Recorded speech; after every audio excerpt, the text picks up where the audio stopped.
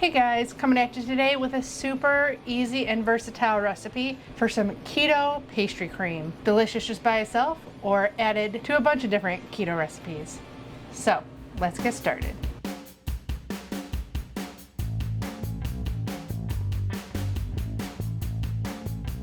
Hey everyone, welcome back. If you're new here, thanks for joining me. My name's Alycia. I'm a pastry chef with a sweet tooth.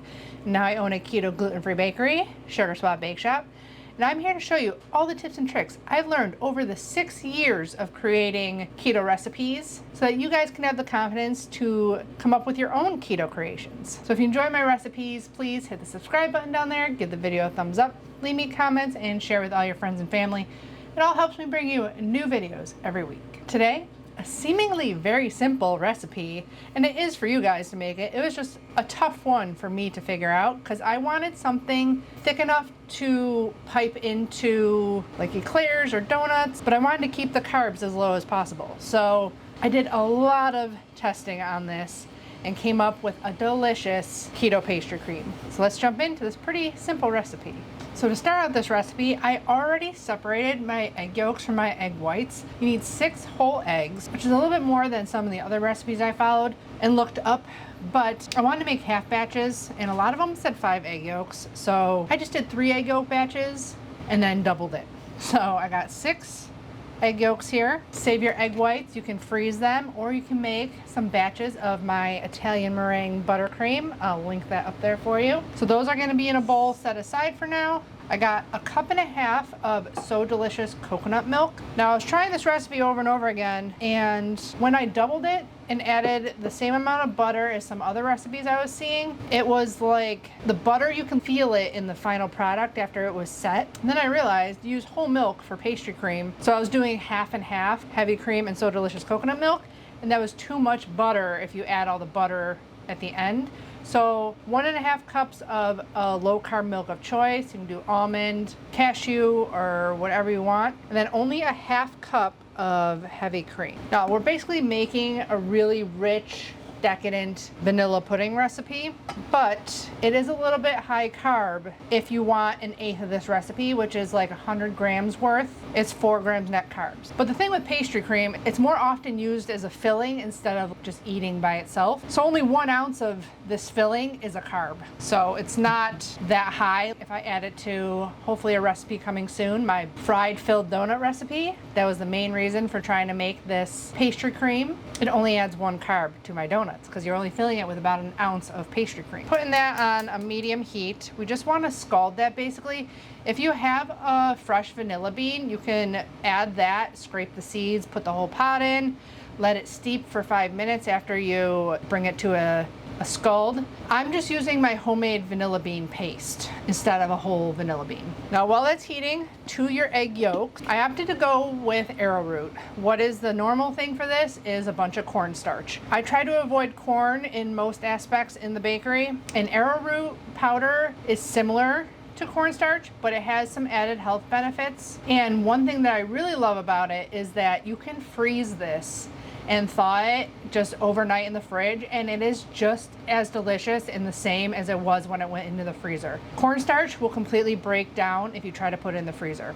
So this doesn't give as good of a texture as cornstarch, I think, but it's offset by the fact that I can freeze this whole batch of pastry cream if I wanted to and use it later or pull it out when I want to make a trifle or donuts or something like that. So to the eggs, we're adding a 1/4 cup. I do suggest weighing it out just because depending on how you scoop it is going to determine the gram measurements, and that's where all of our carbs come from. There's only a few in the yolks, a few in the heavy cream. So I would rather be accurate and weigh it out. I of course don't have a 1/4 cup clean. This also will determine the thickness of your pastry cream. Technically, I think a 1/4 cup is supposed to be 32 grams. 4 tablespoons, each tablespoon is 8 grams, but I was scooping it differently every time and I was getting different measurements. So I just went with 28, which gave us the right setting of the pastry cream. And sometimes I would get 28 grams when I measured a 1/4 cup. So another benefit is there's no starchy taste to arrowroot, unlike cornstarch, so you don't have to cook this extra after it thickens. A lot of times a recipe will tell you, once it's thickened and boiling, to cook it for another like 30 seconds to make sure you don't get that starchy taste in your pastry cream. You don't have to worry about it here. And then to that, we're adding our sweetener. I made this with monk fruit erythritol powdered and it worked. I'm gonna do it with allulose. The sweetness level on this is up to you, and it kind of depends on what you're using it for. And you can always sweeten it more later if you want, if you are adding things to it for a certain recipe. I did 120 of allulose, which is usually about 3/4 of a cup. The original, I was doing a little bit less sweetener, but because I want to add this to things that aren't super sweet, like eventually I want to figure out a cream puff or eclair, which pâte does not have a ton of sugar added to the dough. Same thing with my filled donut recipe. The donut itself isn't super sweet. The filling you put in it is the sugar, sweetness, and the topping you put on it, stuff like that. So I kept the sweetener about the same as like a regular recipe would be. So while that's heating, you want to whisk up your egg yolks with the starch and sugar, and you want to get it super pale in here and thick.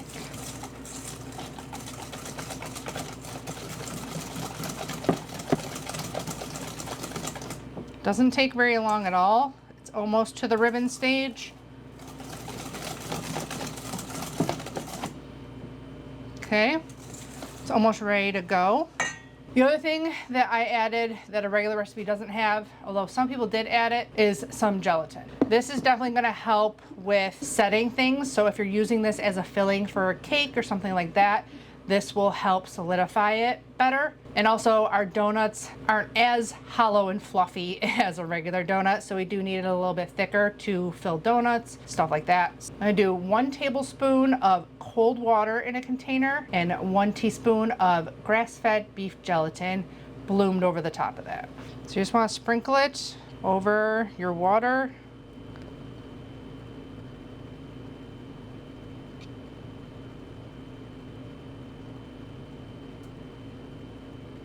Like that. Let it bloom to the side. And the last ingredient, which is in a regular one, is some butter. I'll give this one more whisk up. I always just weigh it because it's easier that way. 3 ounces, which I think I might need a little bit more than this. 84 grams, or 3/4 of a stick. Okay, and then I'm getting my vanilla bean paste out. Do 2 teaspoons of that in there. Once it's all cooked, I do like to strain the custard. The main reason really is that white bit, the chazé of the egg, can be stuck in your yolks and stuff like that. Didn't really have any lumps or any real problem with it scrambling or anything like that. It looks just about scalded. You can see little bubbles and there's steam. So I'm going to temper my egg yolks with the hot milk and cream mixture, a little at a time. I gotta keep my pot over here because it doesn't pour very well.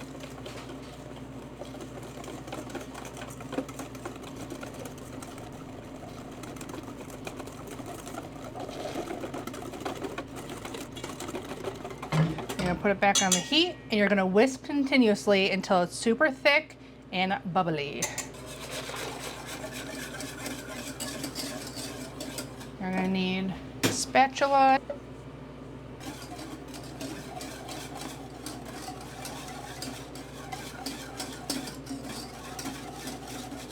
Because your milk and cream was super hot, shouldn't take long at all. Still have it over the same heat, medium heat. It's already thickening.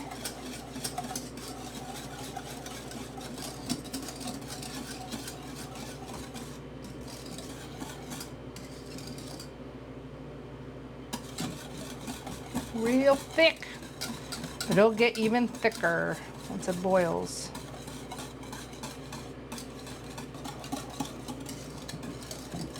Make sure you get all in the corners. Not quite boiling yet.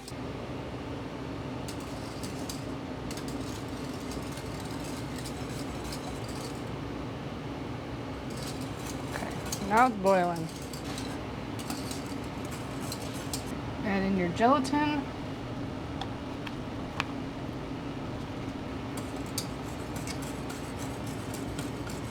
Two teaspoons of vanilla paste.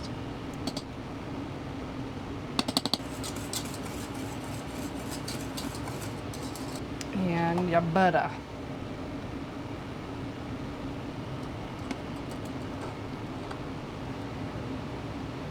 Basically, if you ever wondered what was in your pudding mix, it's basically just sugar, artificial flavors, and cornstarch. Add milk. That's it. So once that's all together, I don't see any lumps really, but I'm gonna strain it anyways. The gelatin also helps it solidify a little bit more without having to add more arrowroot, which is high in carbs. And I chose arrowroot over xanthan gum because I feel like xanthan gum can get a little bit slimy of a texture if used in too much. Believe me, I use it a lot in a lot of things, but in cooked goods, like cooked puddings and stuff, I prefer arrowroot for sure. Not much in there. I'm gonna put a little bit into a bowl for some pudding so we can taste that later. The rest I'm gonna cool down and let solidify.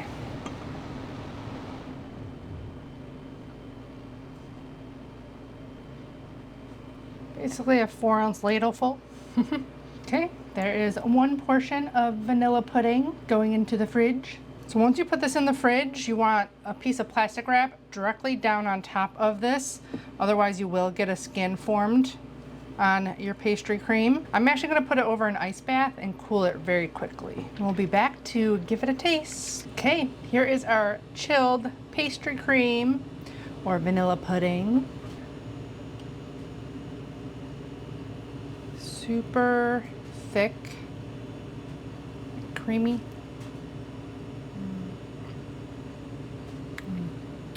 Super vanilla, a little bit sweet.